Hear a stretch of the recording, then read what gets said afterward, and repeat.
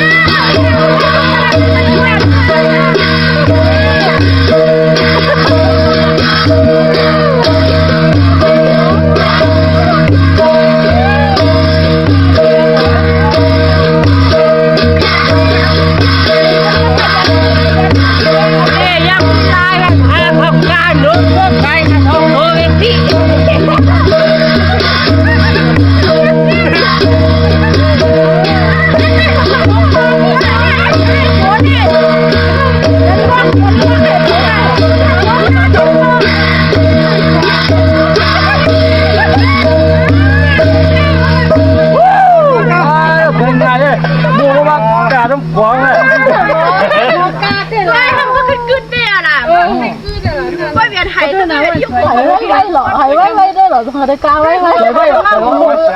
ปล่อยได้ก็ไม่ต้องเลยแล้วนะ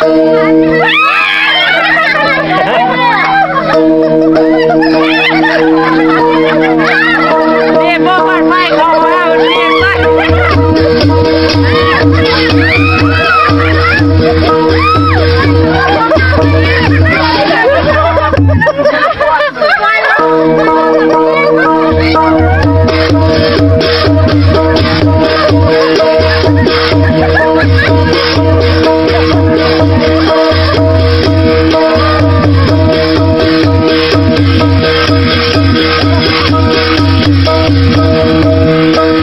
เส้นเพื่อนจึงเอาต่างมาปีโป้ปนวลเนื้อเอามาจมตั้งนี่ไหวฝั่งย่อมก้ากบเมืองเจ้าลัดหน้าเปิดเดมาหันเสียวหอมหมอกสามกาคุณปีโป้ร่วมตะนำกระไรปอกโอ้เข่าหมักนี่เหมือนคุณปีโป้ร่วม